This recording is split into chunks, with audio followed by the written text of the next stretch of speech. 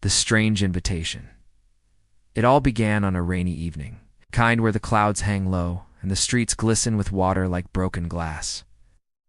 I was sitting alone in my small apartment, scrolling aimlessly through my phone, when I noticed an unread message in my inbox. At first, I thought it was spam, but the subject line made me pause. You were invited. That was it, just those 3 words. No name, no sender details, just an email from an address I didn't recognize. Normally, I would have deleted it without thinking twice, but something about the timing, made me open it. Inside was a single line. Come to the old house on the hill at midnight. We've been waiting for you. I actually laughed when I read it. It sounded like something ripped out of a cheap horror movie, but at the same time, a shiver crawled down my spine. Who was we? Why were they waiting for me? I tried to brush it off, but my mind wouldn't let go. I remembered that house, the abandoned mansion on the outskirts of town. Everyone knew the stories. Some said it was cursed. Others claimed a family once lived there but vanished overnight. The bravest kids in school would dare each other to go inside, but no one ever stayed long. The few who did return swore they heard voices or saw things that didn't belong in this world. And now, someone was inviting me. I told myself it was probably a prank, maybe one of my friends trying to scare me. But here's the thing, I don't have many friends. No one really close enough to pull something like that. The rain kept tapping against the window, and I found myself staring at the clock. 11:15 p.m. My chest tightened. I couldn't explain why, but I felt drawn to that place, like invisible hands were pulling me toward it. Against all reason, I grabbed my jacket, slipped on my boots, and stepped out into the night.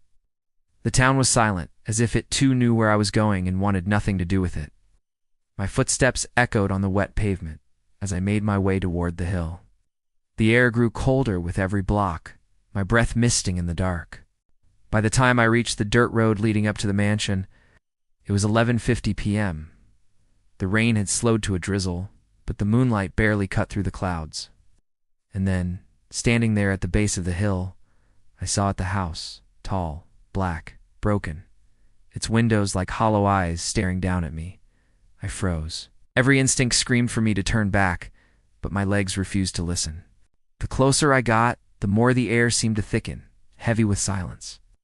It felt like stepping into another world, one where time didn't move the same way. As I climbed the creaking steps of the front porch, my phone buzzed.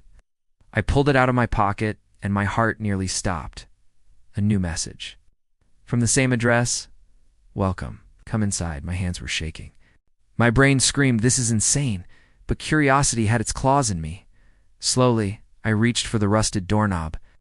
To my shock, it turned easily, as though the house had been waiting. The door groaned open, revealing nothing but darkness. I stepped inside. The smell hit me first, a foul mix of damp wood and something metallic like old blood. The floorboards groaned under my weight, and with every step, I felt as though the house was watching me. I turned on my phone's flashlight, the weak beam cutting through the blackness. Dust floated in the air, and cobwebs hung thick from the ceiling. The silence was unbearable, so complete that I could hear my heartbeat pounding in my ears. Then faint, but clear I heard it. A whisper. It came from deeper inside the house. I froze, holding my breath, straining to listen. The whisper grew louder, more distinct, but I couldn't make out the words. My stomach churned. I should have left, should have slammed the door and run back down that hill. But instead, like a moth to a flame, I followed the sound. With each step, the whisper turned into voices. Multiple voices. They seemed to be calling my name, and that's when I realized whoever sent that message wasn't lying. They really were waiting for me. The house on the hill, the moment I stepped deeper into that rotting mansion, it felt like the air changed. The whispering voices echoed faintly through the cracked walls, weaving in and out of the shadows. Every corner looked darker than it should, like the house itself swallowed the light. I tightened my grip on my phone, its flashlight barely cutting through the gloom. My shoes sank slightly into the dusty wooden floor as I moved forward. The smell grew stronger, a mixture of mold, earth, and that strange metallic scent I couldn't place. "Hello," I called out, my voice trembling despite my attempt to sound brave. The voices stopped. Silence fell, so sharp and sudden, It made the hair on my arms stand on end. I swallowed hard, suddenly aware of how loud my breathing was in that suffocating stillness. The hallway stretched in front of me, lined with decayed wallpaper that peeled like skin. Family portraits hung crooked on the walls, their glass cracked, and their painted eyes seeming to follow me. One in particular caught my attention, a family of 4, dressed in old-fashioned clothes. Their smiles were wide, but there was something wrong about their eyes. Too hollow, too lifeless. I forced myself to look away and kept moving. The wooden stairs loomed at the end of the hall, twisting upward into shadow. I felt pulled toward them, but before I could take a step, a loud bang echoed from somewhere upstairs. It wasn't the sound of an old house settling, it was sharp, deliberate, like someone had slammed a door shut. Should have left right then. Any sane person would have run. But something about that sound. It felt like a challenge, daring me to go further. Against every instinct, I started up the stairs. Each step groaned under my weight, threatening to collapse. Dust rained down from the ceiling as I climbed, my flashlight trembling in my shaking hand. By the time I reached the top, my heart was hammering so hard I thought it would burst from my chest. The upper hallway was worse, narrower, darker. The wallpaper here was smeared with what looked like handprints, long streaks running downward, as if someone had been dragged. My throat went dry. That's when I heard it again, the whispers. But now, they were clearer, sharper. They weren't just voices, they were chanting. And they were coming from behind a door at the far end of the hall. The door itself stood out. Unlike the others, which were cracked or rotting, this one looked almost new. Black wood, heavy, a brass handle that gleamed in my flashlight's beam. As I inched closer, the chanting grew louder. My name was in there, I could hear it, whispered again and again like a prayer. I stopped right outside the door, my whole body shaking. Oh. I didn't want to open it. Every instinct screamed that what waited behind there wasn't meant to be seen.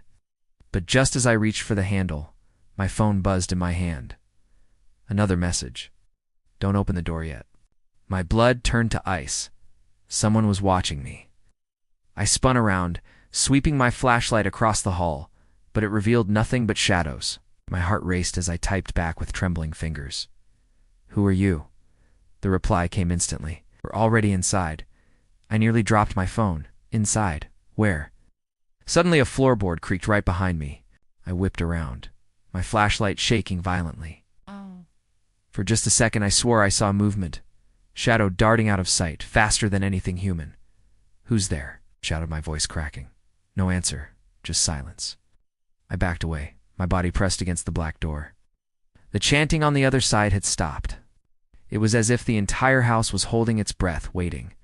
And then, slowly, the doorknob behind me began to turn on its own. I didn't touch it. I swear I didn't. The brass handle twisted, creaking loudly, and the door cracked open just an inch. A rush of cold air hit me, carrying with it a whisper so faint, I almost thought I imagined it. Come closer. My stomach twisted, my legs weak, but something inside me pulled toward that dark opening. And before I knew it, I was leaning forward, peering into the room that had been waiting for me all along. Whispers in the dark, the door creaked open wider, as if an unseen hand was pulling it from me. My flashlight beam trembled across the crack, but it barely pierced the blackness inside. I didn't know why should we run, but instead, I pushed the door open and stepped into the room. The first thing I noticed was the cold. It was like walking into a freezer. My breath came out in pale clouds, and the floor beneath my shoes felt damp. The smell here was worse, too, mildew mixed with something sour, almost like decay. Raised my phone higher, the dim light spilling across the space. The room was completely bare, except for strange markings scrawled across the walls.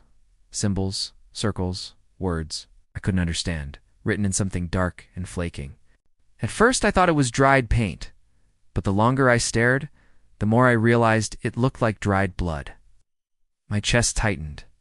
Then came the whisper, not from the walls, not from the air, but right next to my ear. Welcome. I spun around so fast I nearly dropped my phone, but no one was there. My flashlight swept across empty corners, cracked floorboards, peeling paint, nothing. But I wasn't alone. I could feel it. The whisper grew louder, multiplying, overlapping. Voices filled the room, rising and falling like a broken choir. They came from everywhere above me, behind me, even beneath the floor. Some of them laughed.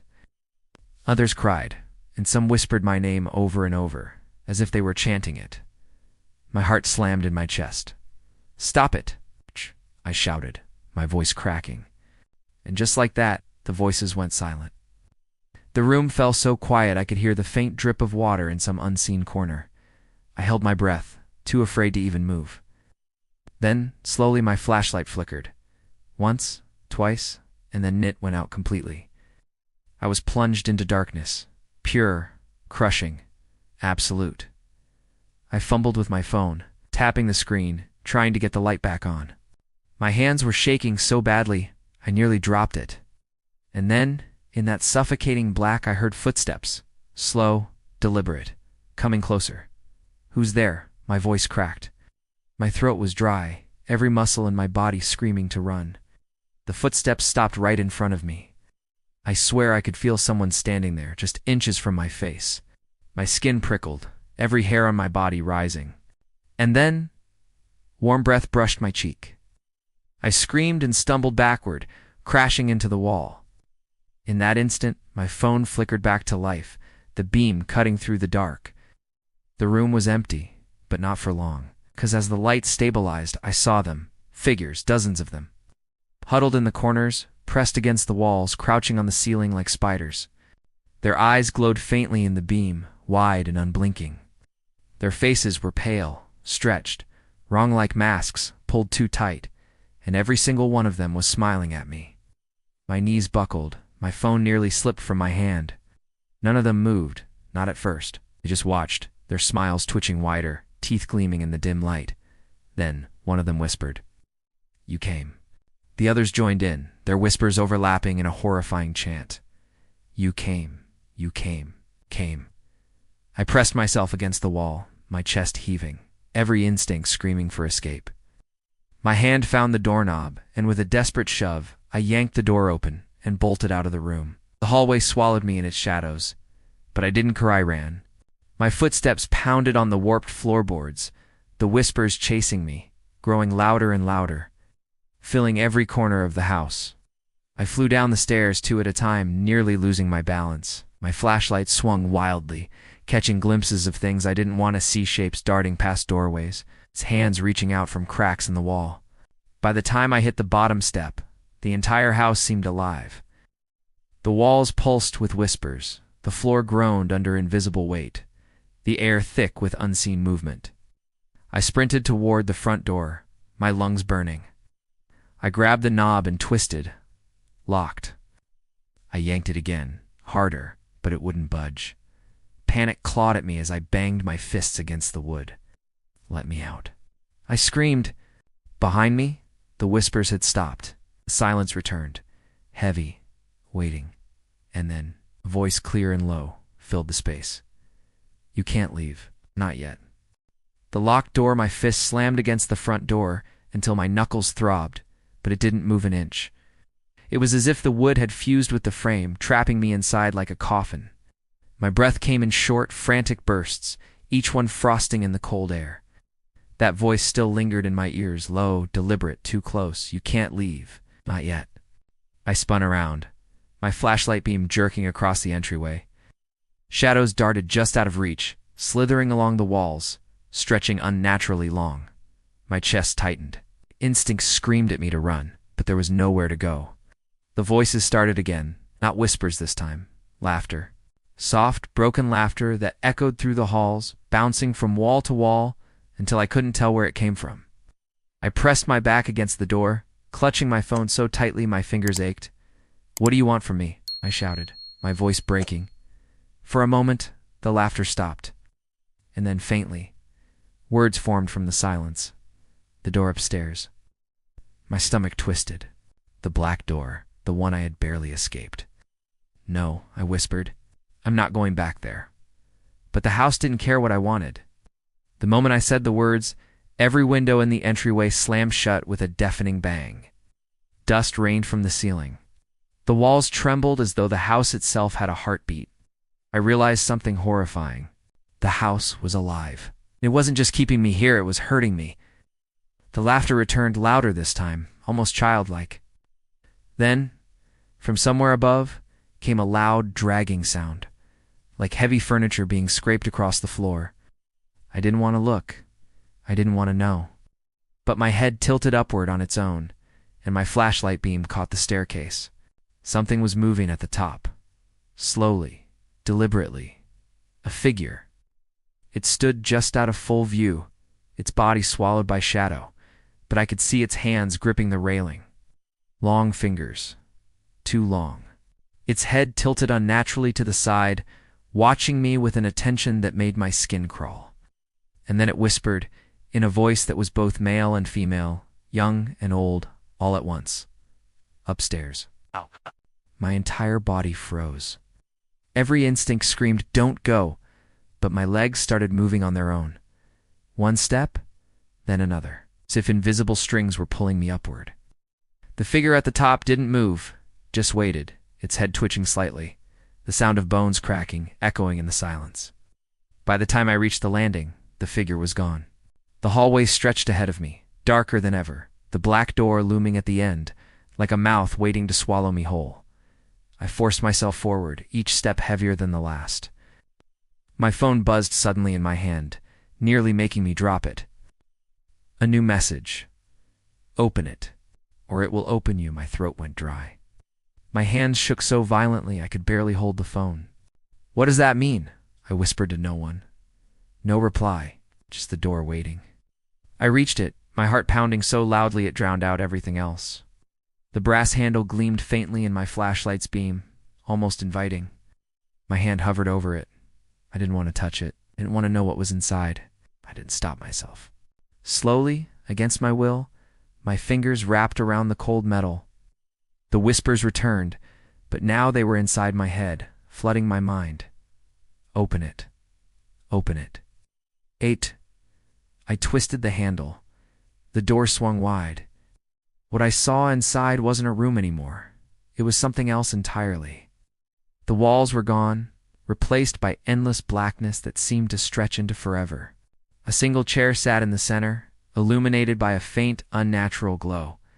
And sitting in that chair was someone. Someone who looked exactly like me. Shadows that move. I froze in the doorway, my breath caught in my throat. The figure sitting in the chair. It was me. Same face, same clothes, same wide, terrified eyes staring back.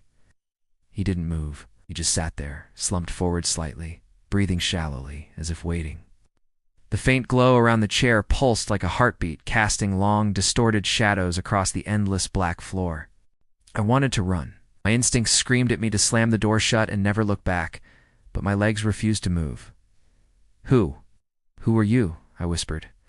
The other me lifted his head slowly, too slowly, like every bone in his neck was resisting. His eyes locked with mine, and in that instant I knew this wasn't a mirror. This wasn't a trick. It was something wearing me. His lips curled into a smile, jagged and unnatural, stretching too wide across his face. "You let us in," he whispered, his voice low, distorted, echoing like a dozen voices stacked on top of each other. I stumbled backward, nearly tripping over the threshold. No, I didn't. The shadows around the chair began to stir. At first I thought it was the glow shifting, but then I realized they were moving, crawling, stretching. Dozens of thin, black shapes slithered across the floor like snakes branching out toward me. Panicked, I shined my flashlight at them. The beam seemed to hold them back for a moment, but only for a moment. Then the shadows rippled and split, darting across the floor, climbing up the walls, even crawling across the ceiling. One of them reached me. It wrapped around my ankle, cold as ice, and yanked hard. I fell to the floor, my phone clattering out of my grip. The beam spun wildly, illuminating flashes of the impossible room. The other me had stood now, slowly rising from the chair. His movements were stiff, jerky, like a puppet learning to walk. I clawed at the floor, desperate to free my leg, but the shadow's grip tightened. My skin burned where it touched, as if it was pulling something out of me. My strength, my warmth, myself. "No, let go," I screamed. kicking wildly. Somehow, my boot tore free, and I scrambled toward my phone. The flashlight beam steadied as I grabbed it, shining straight at my double. For a split second, the thing wearing my face froze. Its smile faltered, twitching. The shadows around it recoiled, writhing like worms in salt. The light hurt it. Heart racing, I shined the beam directly into its eyes. It shrieked, horrible, guttural sound that rattled in my chest, staggered back into the chair. The shadows writhed violently, retreating into the blackness. I bolted for the door. My hands fumbled with the knob, slick with sweat. But finally, I yanked it open and stumbled back into the hallway. The door slammed shut behind me with a force so strong it rattled the walls. Silence. I pressed my back against the wall, panting, my flashlight beam trembling across the hallway. Every nerve in my body screamed with terror, but I couldn't ignore what I had just seen. That thing, that copy, those shadows alive, feeding. But then I noticed something worse. The shadows had followed me. Not many, not all, but a few. They slithered out from beneath the black door, thin tendrils spreading along the floorboards. And as my light caught them, they darted away, slipping into cracks in the walls, hiding where my beam couldn't reach. The house itself seemed to exhale, a long groaning sound that echoed through the halls. I realized something terrifying. The shadows were no longer trapped in that room. They were in the house now. They were moving. The truth revealed, I stood frozen in the hallway, my flashlight beam darting across the floor, catching glimpses of the shadows as they slipped through cracks under doors and into the ceiling above. They were everywhere now, alive, aware. The house groaned again, a low rumbling sound that seemed to come from deep inside the walls. Dust rained from the ceiling. My lungs felt tight, as if the air itself had thickened. I whispered to myself, why me? Why are they doing this to me? Almost as if in answer, my phone buzzed in my hand. Another message. 'Cause you belong here. My stomach dropped. My fingers shook as I typed back. What do you mean? The reply came instantly. You opened the door. You accepted the invitation. Now the house is yours. You are the house. My throat went dry. No, that's not true, I muttered, shaking my head. But deep inside, something told me it was. As if to prove it, the walls around me began to change. The faded wallpaper peeled away on its own, curling like burned skin. Beneath it weren't wooden boards, but veins dark, pulsing veins running through the walls like the house had flesh. I stumbled back, my heart hammering, and the floor groaned beneath me. Looking down, I saw cracks splitting the boards, and through them a faint red glow pulsed, like blood flowing beneath my feet. The house was alive. And it wasn't just alive, it was breathing. I felt it. Every inhale rattled the windows. Every exhale carried whispers that brushed against my ears. Whispers that all said the same thing, over and over, 1,000 voices overlapping. Stay, stay, stay. I clutched my head, trying to block them out. My flashlight flickered again, the beam weakening as if the darkness was feeding on it. Panic surged through me. Then, from the end of the hallway, I saw movement. It was me. The other Metha thing from the chair was standing there, watching silently. Only now, it wasn't quite the same. Its body rippled unnaturally, as if it couldn't hold its shape. Its face twitched, melting in and out of mine, sometimes grinning, sometimes screaming. My breath caught. What are you? I whispered. Its voice came out distorted, layered with echoes. We are you, and you are us. You were chosen. You said yes? I didn't say yes. I shouted, my voice cracking. The thing tilted its head, and the shadows slithered closer, curling around its feet. Came here. You opened the door. You let us in. That was your yes. Terror knifed through me, but beneath it, something else stirred a horrible realization. The email. The invitation. It hadn't been random. It hadn't been a prank. It had been a test. By coming here, I had already failed. The walls pulsed again, the veins glowing faintly.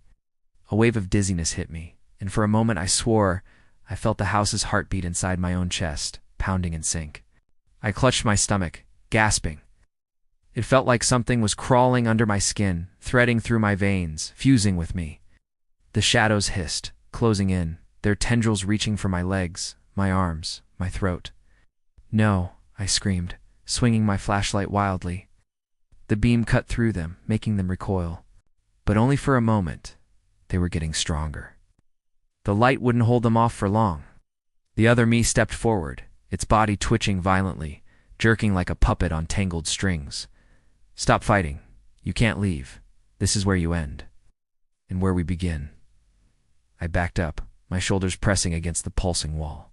The veins beneath the wallpaper seemed to pulse faster, beating in rhythm with my heart. And in that moment, I realized the truth. The house didn't want to kill me. It wanted to consume me. Trapped with the unknown, the shadows were everywhere now. They slithered up the walls, stretched across the ceiling, and reached for me with tendrils that flickered in and out of solid form. My flashlight beam cut through them, but every time they retreated, more poured in from the cracks. It's like water flooding a sinking ship. I pressed myself tighter against the wall, gasping for air, the whispers drilling into my skull. Stay. Belong. Become. The other me moved closer, each step jerky, twitching. Its grin split wider than any human mouth should, stretching until its cheeks tore, revealing teeth too sharp, too many. Don't fight, it whispered, its voice layered, echoing like a chorus of voices inside my head. You are already part of us. I'm not you, I screamed, raising my flashlight. The beam hit its face, and it shrieked, staggering backward. But instead of falling, it dissolved its body, unraveling into dozens of smaller shadows that darted across the hall, circling me like wolves. I spun in a panic, my light swinging wildly. My pulse pounded in my ears, my chest heaving. There was no way out. The front door was sealed. The windows were gone. The house had swallowed every exit. I stumbled down the hallway, desperate for any escape. The boots echoed against the boards, but the sound felt wrong. Like it wasn't just my footsteps. Something else was running with me, just out of sight. I reached another door. This one cracked open and shoved it wide. Inside was a room I didn't recognize. The wallpaper here was newer, less decayed, but the smell was overwhelming, a stench of rot and mold that hit me like a punch to the face. I shined my light inside and froze. Bodies. Dozens of them. They weren't fresh. They were dried husks, shriveled and blackened, as if every drop of life had been drained from them. Their mouths were open in silent screams. Their fingers clawed at the floor, the walls, even at each other. And the worst part, some of them looked like me. Same jacket, same boots, same terrified face frozen in horror. My stomach lurched, bile rising in my throat. I stumbled back, shaking my head violently. No, that's not real. That's not me. But deep down I knew it was. The house had lured others before, other versions of me, different choices, different nights. And every one of them had ended up here empty, consumed, just another echo in the chorus. The whispers grew louder, almost gleeful. One of us. One of us. One of us. I slammed the door shut, my hands trembling so badly I nearly dropped the phone. My legs gave out, and I collapsed to my knees in the hallway, gasping for breath. The shadows circled closer, brushing against me, cold and suffocating. My flashlight flickered again, weaker than before. The battery was dying. Panic clawed at me. I couldn't fight them forever. I couldn't run. The house wanted me, and it always got what it wanted. Then, faintly, through the storm of whispers, I heard something different. A single voice, clear, sharp, human. Don't give in, I froze. My eyes darted around, but there was no one there. Just shadows and walls pulsing with veins. The voice came again, firmer this time. They feed on your fear. Don't give in. My grip tightened on the flashlight. My hand still shook, but a sliver of defiance sparked inside me. No, I whispered. My voice cracked, but I forced it louder. You don't own me. The shadows hissed, recoiling slightly. The whispers grew frantic, overlapping in panic instead of harmony. The other me reformed at the end of the hall, its body twitching, melting in and out of shape. Its smile faltered, and for the first time, I thought it looked afraid. But the house wasn't done with me. The floor beneath my knees cracked open, glowing red. A rush of hot air blasted upward, carrying screams that weren't mine. Screams of everyone the house had consumed. and before I could move, the boards gave way. The final escape or not, I fell through the floor, plunging into darkness. The scream tore from my throat as the red glow swallowed me whole. Splintered boards scraped against my arms, dust choked my lungs, and then suddenly I hit solid ground. Hard. The impact knocked the breath from me, leaving me sprawled on a cold, damp floor. My flashlight slipped from my hand, spinning across the ground until it landed a few feet away. Its weak beam flickered, revealing where I had landed. A basement. But not like any basement I'd ever seen. The walls weren't brick or stone, they were flesh, pale, wet, pulsing flesh. Veins ran across them like black roots, throbbing with every heartbeat. The air was heavy, thick, filled with the stench of rot and iron, and the floor. The floor writhed. It wasn't concrete. It was made of tangled limbs, hundreds of them, pale arms and legs twisting together like roots. Some were still moving, twitching weakly, fingers scraping at the air as if begging for help. My stomach lurched, staggered to my feet, swaying, trying not to vomit. My eyes darted around the nightmare chamber, and that's when I saw it. The heart. At the center of the room stood a massive, beating heart fused into the wall as large as a car. Veins spread out from it in every direction, feeding the house itself. With every slow, sickening thump, the walls shuddered. The whispers were deafening here. They weren't just in my ears anymore, they were in my head, clawing at my thoughts, drilling into my skull. Join, stay, become. I clutched my head, screaming, get out of my mind. And then I saw them, the shadows. They poured from the cracks, from the ceiling, from the writhing floor. They gathered around the heart, twisting and writhing until they formed shapes. Figures, dozens of them. All of them looked like me. Copies, versions. Their faces were pale, their eyes empty, their mouths stretched into identical grins. They moved in perfect unison, stepping closer, their voices overlapping into one unbearable chorus. We are you, you are us. No, I shouted, my voice breaking. The ground surged beneath me, limbs grabbing at my ankles, my wrists pulling me toward the heart. I fought, kicking and thrashing, but the more I struggled, the tighter they held. The shadows loomed closer, their hands reaching out, eager to drag me into them. My flashlight flickered on the ground nearby, its beam shaking. I lunged for it, barely grabbing it before the hands could pull me down completely. I shined the light directly at the heart. The effect was instant. The shadows shrieked, dissolving into smoke. The writhing limbs recoiled, loosening their grip. The heart itself spasmed, beating faster, as if in pain. I screamed and held the beam steady, pushing forward, every ounce of fear replaced by raw desperation. You won't take me? The heart convulsed, veins bursting, spraying black fluid across the walls. The whispers turned to screams, shrill and furious. The floor shook violently, the house groaning as if it was collapsing from the inside out. The shadows scattered, retreating into the walls, into the cracks, into the darkness. And then everything went silent. The heart gave one final shudder and stopped. I collapsed to my knees, gasping, trembling. The flashlight slipped from my hand, its beam flickering weakly across the corpse-like floor. For the first time since entering this house, there was no whispering, no laughter, just silence. I stumbled toward the stairs, half expecting them to vanish, but they were there, broken, rotted, but real. I climbed each step heavier than the last until I finally reached the front door again. This time, when I grabbed the knob, it turned. The door swung open. Cold night air rushed in, and I staggered outside, falling to my knees in the wet grass. The house loomed behind me, dark and still, its windows empty, lifeless. I wanted to laugh. I wanted to cry. I had made it out. But as I pulled out my phone, the screen lit up with a new notification. An email. From the same address. Thank you for letting us out. My blood turned to ice. Slowly, I turned back toward the house, and in the upstairs window, I saw it. My reflection, smiling.